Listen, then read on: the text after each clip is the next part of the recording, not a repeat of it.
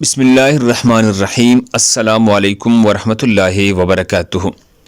محترم ناظرین و سامعین، آج میں آپ سب کی خدمت میں استغفار کا ایک ایسا شاندار جاندار عمل لے کر آیا ہوں جس کے برکت سے آپ سب کے مسائل حل ہو جائے اور تمام حاجات پوری ہو جائیں گی۔ لیکن آپ کو میں استغفار کے متعلق کچھ باتیں بتانا چاہتا ہوں جس سے اکثر لوگ ناواقف ہے، لہٰذا میں اپنی ذمہ داری سمجھتے ہوئی آپ کو استغفار کی اہمیت اور فضیلت کے حوالے سے وہ باتیں بتاؤں گا جن کو جاننے یا پڑھنے کا آپ کو موقع نہیں ملتا۔ پھر جو عمل آپ کو بتاؤں گا اس کو کرنے میں جو آپ کو مزہ آئے گا اور پھر دل سے پڑھنے پر اللہ آپ کے جو مسائل حل کرے گا وہ میں یہاں بیان نہیں کر سکتا۔ لہٰذا میرے آپ سے مؤدبانہ التماس ہے کہ اگر ابھی تھوڑا سا وقت ہے تو یہ ویڈیو پوری دیکھے گا، ورنہ آپ بعد میں آرام سے دیکھیں۔ جزاکم اللہ۔ محترم ناظرین و سامعین، آج ہم گناہوں کے سمندر میں غرق ہے، قدم قدم پر رب کریم کی نافرمانیاں کر رہے ہیں۔ ہماری صبح، ہمارے شام، ہماری رات معصیتوں سے آلودہ ہے، گناہوں سے آلودہ ہے۔ نفس و شیطان کے چنگل میں پھنس کر ہم اپنے رحیم مہربان پروردگار ذات کی بغاوت کی مرتکب ہو رہے ہیں۔ دنیا کی محبت نے ہمیں آخرت سے غافل کر رکھا ہے۔ اس پانی عارضی اور ختم ہو جانے والی زندگی کو ہم نے اپنا مطمع نظر بنایا ہوا ہے۔ خوف خدا، فکر آخرت اور بارگاہ الہی میں حاضری کا احساس معدوم ہوتا جا رہا ہے۔ نتیجہ سامنے کثرت ذنوب نے ہم پر آفات و بلیات اور مصائب و آلام کی اوہ پہاڑ توڑے کی الامان والحفیظ۔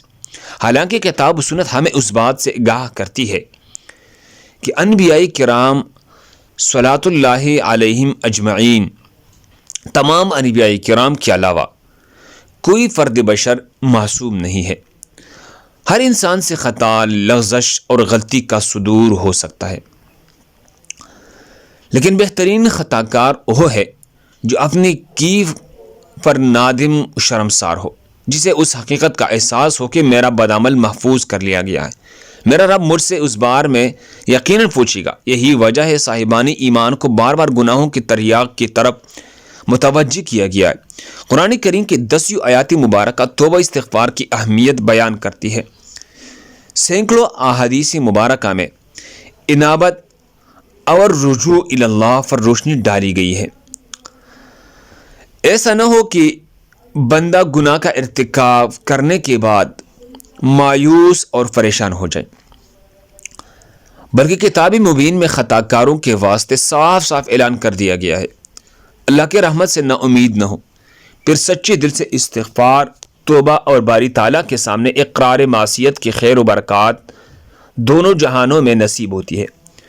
حضور اقدس صلی اللہ علیہ وسلم کا ارشاد ہے، جو شخص استغفار میں لگا رہے تو اللہ تبارک و تعالی اس کے لیے ہر دشواری سے نکلنے کا راستہ بنا دیں گے اور ہر فکر کو ہٹا کر کشادگی عطا فرما دیں گے، اور اس کو ایسی جگہ سے رزق دیں گے جہاں سے اس کو گمان بھی نہ ہوگا۔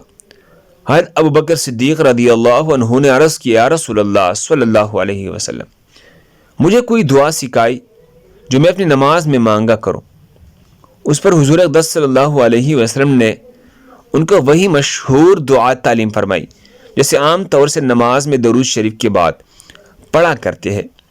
اے اللہ، میں نے اپنی نفس پر بہت زیادہ ظلم کیا اور نہیں بخش سکتا گناہوں کو مگر تو ہی، پس مجھے بخشش دے، ایسے بخشش جو تیری طرف سے ہو، مجھ پر رحم فرما، بلا شبہ تو بخشنے والا مہربان ہے۔ غور کرنے کی بات ہے کہ نماز پڑھی ہے جو سراسر خیر ہے، اللہ تعالیٰ کا فریضہ ادا کیا جس کی نیکی ہونے میں کوئی شک نہیں ہے، اور فریضہ ادا بھی کس نے کیا ہے؟ صدیق اکبر رضی اللہ تعالیٰ عنہ نے۔ پھر ان کو تعلیم دے جا رہی ہے کہ نماز کے ختم پر مغفرت کی دعا کرو۔ اس کی وجہ یہ ہے کہ اللہ جل شانہ کی بارگاہ کی شایان شان کسی سے بھی عبادت نہیں ہو سکتی۔ عبادت کی اور مغفرت مانگی جاؤ، گناہ ہو جانے پر تو سب ہی توبہ استغفار کرتے ہیں، مخلص کاملین نیکی کر کے استغفار کرتے ہیں۔ یہ طرز زندگی ان کو حضور صلی اللہ علیہ وسلم کی اتباع میں نصیب ہوئی۔ حضور اقدس نے سارے مخلوق سے افضل ہے، اللہ تعالیٰ کے سب سے زیادہ مقرب بندے ہیں۔ اللہ تعالیٰ نے آپ صلی اللہ علیہ وسلم کو وہ کچھ عطا فرمایا جو کسی کو نہیں دیا۔ آپ صلی اللہ علیہ وسلم رات بھر نماز میں کڑے رہتے تھے اور اللہ کے دین کو بلند کرنے کے لیے بڑے بڑے محنتیں کرتے تھے۔ اللہ تعالیٰ نے آپ صلی اللہ علیہ وسلم کو حکم دیا، پس آپ صلی اللہ علیہ وسلم اپنے رب کی تسبیح و تمجید کیجیے، اس سے مغفرت کی درخواست کیجیے، بے شک وہ بڑا توبہ قبول کرنے والا ہے۔ آپ صلی اللہ علیہ وسلم فرض نماز کا سلام پھیر کر 3 بار استغفر اللہ پڑھتے تھے، یعنی اللہ جل شانہ سے مغفرت کا سوال کرتے تھے۔ حضرت عبداللہ ابن عمر رضی اللہ عنہما نے فرمایا، ہم یہ شمار کرتے تھے کہ حضور اقدس صلی اللہ علیہ وسلم مجلس میں 100 مرتبہ یہ پڑھا کرتے تھے، اے اللہ میرے مغفرت فرما، میرے توبہ قبول فرما، بے شک تو بہت توبہ قبول کرنے والا، بہت بخشش فرمانے والا ہے۔ استغفار دل حاضر کر کے ہو تو بہت ہی عمدہ بات ہے، اگر حضور قلب نہ ہو تب بھی زبان پر تو استغفار جاری رہنا چاہیے، یہ بھی انشاءاللہ تعالی بہت کام دے گا۔ استغفار میں کبھی کوتاہی نہ کی جائے اور مواقع نکال کر حضور قلب اور پوری ندامت کے ساتھ بھی کرتے رہا کرے، تاکہ ہمیشہ غفلت والا ہی استغفار نہ رہے۔ ہر وقت حضور قلب نہیں ہو سکتا تو کبھی کبھی تو اس پر قابو پایا جا سکتا ہے، مثلاً یہ کہ رات کو سوتے وقت خوب دل حاضر کر کے 2 رکعت نماز نفل پڑھ کر خوب گڑگڑا کر توبہ قبول استغفار کر لیا کرے۔ عمل کے اسلام میں بھی استغفار کا بڑا دخل ہے۔ حذیفہ رضی اللہ تعالیٰ عنہ نے بیان فرمایا، میں اپنے گھر والوں کے بارے میں تیز زبان واقع ہوا تھا، میں نے عرض کیا، یا رسول اللہ مجھے ڈر ہے کہ میرے زبان کہیں دوزخ میں داخل نہ کرا دے۔ آپ صلی اللہ علیہ وسلم نے فرمایا، تم استغفار کو کیوں چھوڑے ہوئے ہے؟ بلا شبہ میں اللہ تعالیٰ سے 100 مرتبہ روزانہ مغفرت طلب کرتا ہوں، توبہ کرتا ہوں۔ زبان کی تیزی کی اصلاح کے لیے اس حدیث میں استغفار کو علاج بتایا ہے۔ ہر طرح کی مشکلات اور تفکرات سے محفوظ رہنے، دل کے صفائی کے لیے بھی استغفار بہت اکثیر ہے۔ حضور اقدس صلی اللہ علیہ وسلم کا ارشاد ہے، جو شخص استغفار میں لگا رہے اللہ تعالیٰ اس کے لیے ہر دشواری سے نکلنے کا راستہ بنا دیں گے، ہر فکر کو ہٹا کر کشادگی عطا فرما دیں گے، اس کو ایسی جگہ سے رزق دے گے جہاں سے اس کو گمان بھی نہ ہوگا۔